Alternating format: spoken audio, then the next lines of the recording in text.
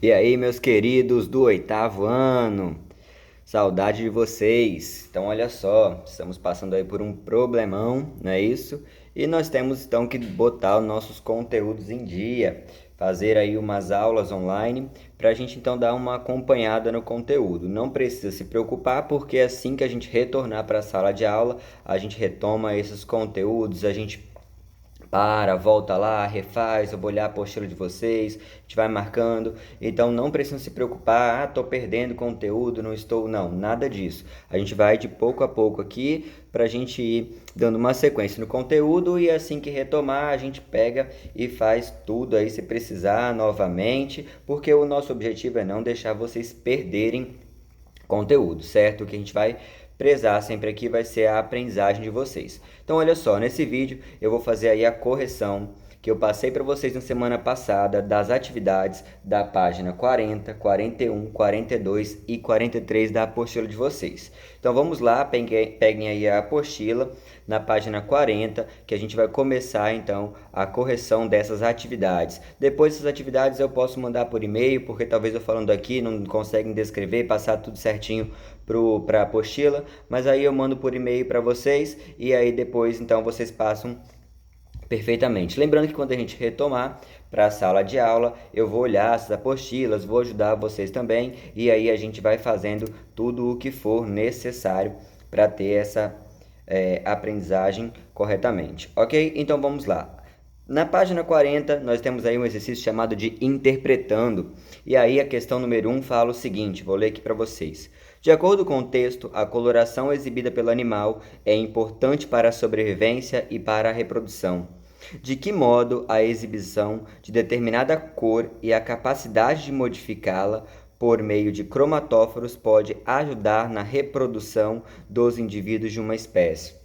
Então, eu tenho que lembrar o seguinte, a coloração do animal, no meio, ele vai fazer com que o animal ele tenha uma boa camuflagem e um bom mimetismo. O que isso vai fazer? A camuflagem e o mimetismo são capacidades que esses animais têm de ou se parecer com outros animais, animais perigosos, por exemplo, como no caso a falsa coral, que se parece com uma cobra que é venenosa, ou também com alguns insetos aí que a gente pode ver uma camuflagem, igual aquele bicho-pau que parece um graveto. Então, eles têm essa característica aí de conseguir sobreviver no ambiente de maneira mais fácil, vamos assim dizer, certo? Usando essas estratégias. É uma maneira de facilitar a sua sobrevivência. Só que eu também tenho que lembrar que essa questão da coloração do animal, ela também é muito utilizada no processo reprodutivo. E é isso então que a pergunta fala, de que modo a exibição de determinada cor e a capacidade de modificá-la por meio dos cromatóforos, que são então aquelas células que contêm pigmento que estão na pele dos animais, que eles conseguem modificar. A gente tem o polvo aí conseguindo modificar com grande facilidade, devido essa grande concentração de cromatóforos. Nós temos aí animais também, não só aquáticos, terrestres, o camaleão, que a gente pode observar, que tem essas características aí bem evidentes, conseguem fazer essa mudança de coloração. Então, como que essa mudança de coloração pode auxiliar esses indivíduos, como pergunta aqui na questão, como que isso pode ajudar na reprodução dos indivíduos de uma espécie. Isso ajuda na reprodução porque permite uma identificação. Na hora, por exemplo, de acasalar, é uma maneira que o macho pode fazer, por exemplo, para atrair a fêmea. Então, isso ele vai ser utilizado, vai permitir a identificação na hora do acasalamento. Coloquem isso então para mim aí. Também auxilia no comportamento de corte, aquele comportamento em que o macho, por exemplo, tem que conquistar a fêmea. Durante esse comportamento, ele pode utilizar a coloração que ele vai possuir. Nas aves, a gente vê muito isso, né? A plumagem. Eu consigo ver aí um dimorfismo sexual. Eu vejo o macho diferente da fêmea. A fêmea geralmente com colorações mais opacas, colorações mais simples, não tão exuberantes, e o macho não, sempre com uma coloração muito exuberante. Ah, professor, mas então, a fêmea ela vai se camuflar fácil no ambiente, ela vai passar despercebida, um predador não vai conseguir capturá-la com grande facilidade. Mas já O macho, ele corre esse risco? Corre. Ele corre o risco de chamar mais a atenção, de ser pego por um predador, mas ao mesmo tempo ele também consegue atrair mais fêmeas. Quanto maior a plumagem, mais colorido, mais chamativo, por exemplo, ele vai conseguir conquistar mais fêmeas, ter mais filhotes e passar sua genética para frente, que é esse o objetivo. Então, no comportamento de corte, vocês também podem colocar aí. Então, vai conseguir conquistar o parceiro sexual e com isso vai então constituir novas famílias, passar seu material genético para frente e também conquistar territórios, né? Que isso é muito comum nessas espécies, certo? A questão número 2, ainda se embasando no texto do Interpretando, fala o seguinte: pesquise o significado do termo mimetismo e camuflagem e cite exemplos e diferenças entre eles e explique como auxiliam na sobrevivência dos seres que os exibem.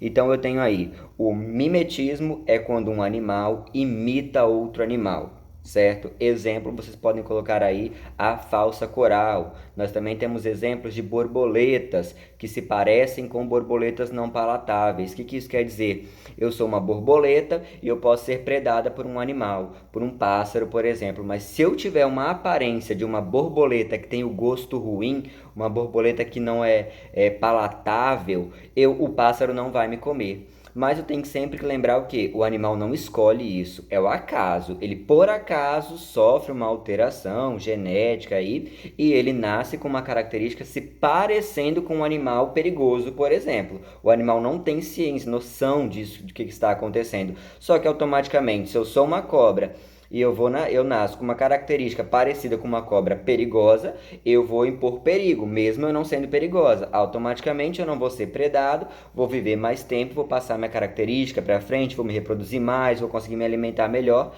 e por aí vai. Então, o mimetismo é quando um animal se parece com outro animal, certo? Impondo aí uma questão de risco, perigo para o predador, certo? A camuflagem já é quando o animal se parece com o ambiente. Um animal que se pareça com um graveto, que se pareça com uma folha, que se pareça com a terra. Então aí eu tenho animais, por exemplo, o bicho-pau, que se parece aos gafanhotos, que a gente tem aqui na nossa região também bastante. São animais que se parecem com folhas. Quando você bota aí em cima de uma planta, você não consegue nem observar. Isso faz com que ele não seja comido por um predador. Então, as vantagens são quais? As vantagens é maior sobrevivência, impedindo aí com que, ou impondo medo ao predador, ou também impondo aí uma questão de passar desapercebido pelos predadores, certo? Vamos lá, continuando. Na página 41, nós temos o desafio, e o desafio fala o seguinte: as aves aquáticas, mesmo após o mergulho, saem da água com penas secas. Em compensação, quando ocorre um acidente com petróleo, as aves encharcadas de óleo tendem a morrer afogadas. Investigue o assunto e responda ao que se pede. A questão 1 fala o seguinte: por que as penas não encharcam? Eu tenho que lembrar que as aves, elas produzem uma substância oleosa, elas vão possuir, geralmente quando a gente vê, por exemplo, um pato, você vê um pato fora da água, do lado de uma lagoa, ele sempre vai com o bico embaixo do rabo dele, das penas, certo? Próximo ao ânus, esfrega esse bico dele e ele suja todo esse bico na glândula uropigiana, uma glândula que secreta uma substância oleosa. E ele vai com esse bico depois passando em pena por pena, ou seja, ele vai ficando todo agora impermeável com essa substância oleosa. Então, por que as penas não encharcam de água, certo? É porque elas são impermeabilizadas, coloquem aí, porque elas são impermeabilizadas por essa substância produzida pela glândula que fica próxima à cauda. A glândula, a glândula é chamada de glândula uropigiana. Ela vai impermeabilizar as penas. Então coloquem essa substância oleosa, essa secreção oleosa, ela impermeabiliza as penas. E aí vai dificultar com que a pena fique encharcada. Você não consegue ver isso numa galinha. Se você joga uma galinha na água, você vê uma galinha que cai dentro da água, por exemplo, ela vai ficar toda molhada, certo? A questão número 2 já fala o seguinte: qual é a vantagem dessa adaptação para as aves? Essa vantagem vai auxiliar na flutuação, vai fazer com que as aves então não afundem, porque ao encharcarem elas poderiam ficar pesadas, dificuldades ao nadar, e aí então elas iriam afundar. Então, você vai colocar aí na questão como resposta: a impermeabilização das penas retém o ar que penetrou entre elas e esse ar vai auxiliar agora na flutuação, nessa retenção desse ar. A questão número 3 fala o seguinte: por que as aves encharcadas de óleo de um vazamento de petróleo, por exemplo, tendem a se afogar? Então você vai colocar assim aí para mim, que o petróleo ele vai dissolver essa secreção oleosa, lubrificante, e ele vai fazer com que as penas fiquem compactadas, certo? E vai fazer com que ocorra essa expulsão, vai impedir com que esse óleo se ligue ao ar, formando essa bolsa de ar aí no animal. Então você vai colocar que esse petróleo ele dissolve a secreção oleosa lubrificante, compactando as penas e impedindo a retenção de ar. Isso vai fazer com que as aves então afundem, fiquem pesadas e encharcadas. Ok? Vou dar sequência em um outro vídeo para não ficar um vídeo muito grande e pesado aqui.